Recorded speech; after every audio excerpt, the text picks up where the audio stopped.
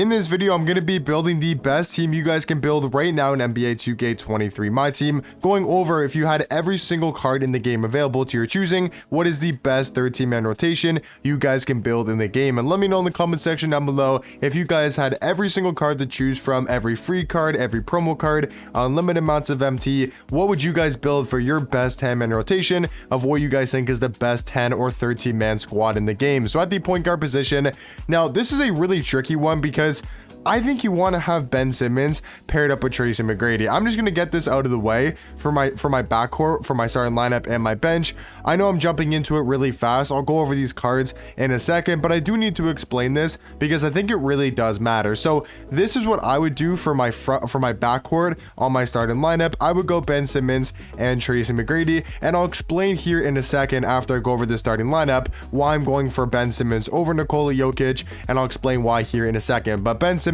at the point guard position, I think is the second best point guard in the game, but still is an absolute defensive monster, being 6'11" at point guard, 7-foot wingspan. We know Ben is going to be one of the best defensive point guards in my team, if not the best defensive card at the point guard position. He's got a 90 block, 95 steal, 97 perimeter, 95 interior defense. His tendencies could be a lot better, but still, this card's animations on defense are some of the best in the game, and he also gets some crazy good dunk packages and is one of the best slashing point guards. So to have Ben Simmons paired up with the invincible T-Mac, I think it's the perfect backcourt in the game because you get Ben Simmons, a defender, rebounder. He can rebound the ball, he can defend most positions, he's super good at slashing to the paint, and you don't need to really score the ball too much with Ben Simmons. He can still score 10 plus points a game just from backdoor cuts, transition, slashing to the paint, free throws. Like, he can still score a whole different ways, but your main source of offense is going to be through invincible T-Mac, a card that is one of the best, if not the best offensive cards in my team, being 6'8" at the shooting guard position, 7'2" wingspan. And yeah, T-Mac and invincible, 55 Hall of Fame badges, 99 every single stat, and in my opinion does have the best jump shot currently in the game with the KPJ base and the Oscar upper on very quick timing, is one of the fastest jump shots and also just one of the easier ones to time in my opinion, really good for 3 hunting. And then he also does have the T-Mac size up and the Curry escape. So this card all around can do everything. He can defend because he's an invincible, he's got those stats, those badges, and also the defensive tendencies are pretty solid. He can shoot the ball obviously at a super high level, he can play make, he can create his own shot, he can slash to the basket, he can do everything at that shooting guard position. And I do think right now invincible T-Mac is the best shooting guard in the game. Easily the best small forward is going to be Dark Matter Bol in my opinion. I mean, this card realistically has no flaws, just like Tracy McGrady, 7'2" at small forward, 7'7" wingspan. I mean, just that in itself is absolutely crazy for Bol. And then you take a look at his stats and his badges, he's damn near an invincible card, 40 Hall of Fame badges, every stat above a 90. And then you take a look at his animations, he's got a very solid release on very quick timing, he's got great dribble sigs with the Kyle Lowry size up, the Trey escape, aim behind the back, he's amazing at getting to the rim. I mean, this card all around has no flaws and is a 7'2" small forward that's super glitchy, gets crazy animations, and can do everything on the court at a super high level. And then for the starting power forward is going to be invincible Shaq, another just all around glitchy card in the game. Like, does Shaq have a flaw?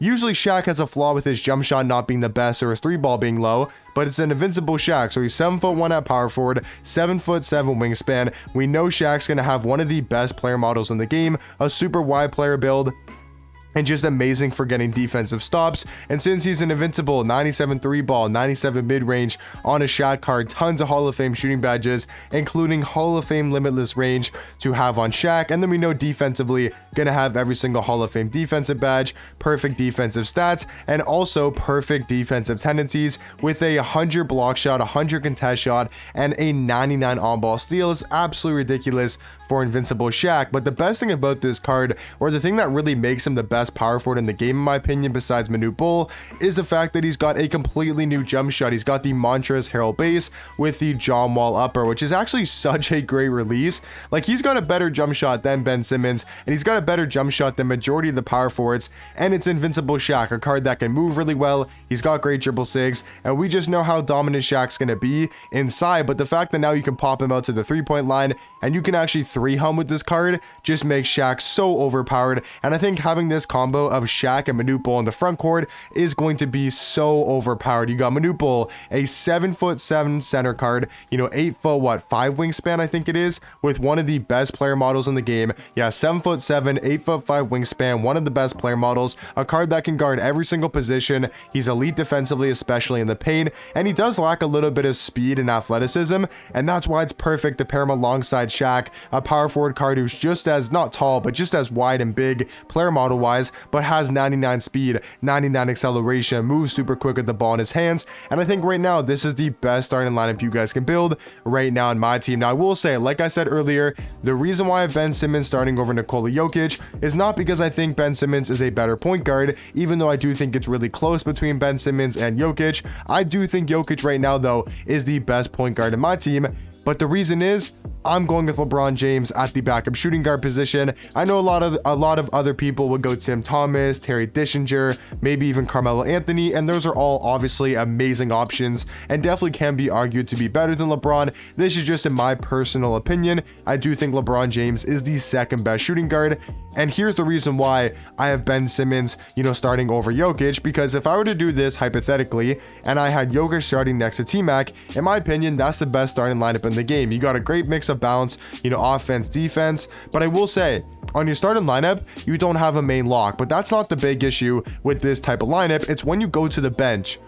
We have LeBron James and Ben Simmons, which is perfectly fine. You can still run this bench. Obviously, it's some of the best cards in the game, and you can have a lot of success with it, but you don't really have a main source of offense because at our small forward position is going to be Dark Matter Chet, a really good offensive card, a guy that can create a lot of space and is really good offensively, but we don't really have that one offensive card like on the starting lineup. We got Bol, T-Mac, Jokic, even Shaq can run your offense. Manute Bol can score at will.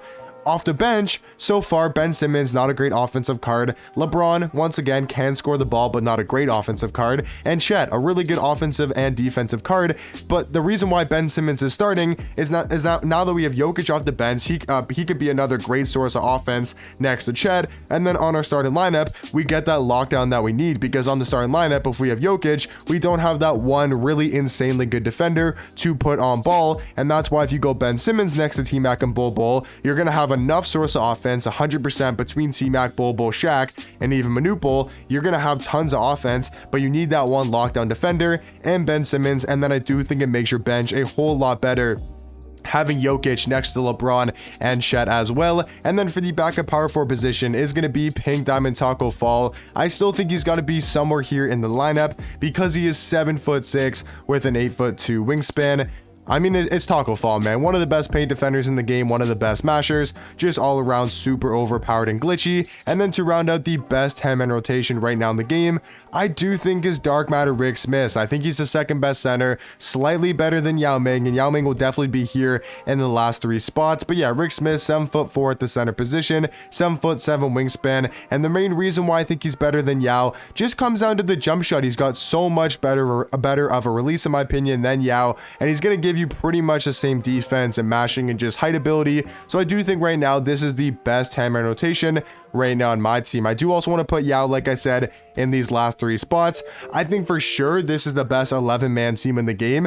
Now for the last 2 spots, it really just comes down to preference. If you want another shooting guard, there's 3 options. There's Tim Thomas for a really good 3-hunting shooting guard. There's Terry Dishinger, another really good 3-hunting shooting guard. And also the new invincible Carmelo, a guy that I think might honestly be better than Terry Dishinger. Not sure if he's better than Tim Thomas though. So I'm gonna leave Carmelo in there for now. And then for that last spot, once again, so many different options. If you want to go for a point guard, right, just in case you don't like Ben Simmons or Jokic, there's LaMelo Ball, there's Luka Doncic, there's Magic Johnson. There's so many great cards in the game that it's really hard to only choose a 13-man rotation, because you can also look at other center cards like Ralph Sampson. I think he's a really good center card that potentially could be on the squad. There's cards like Artis Gilmore, there's cards like Kristaps. There's just so many other good cards in my team, and I'm also even leaving out Invincible Giannis. I'm leaving out other great power forward and center cards.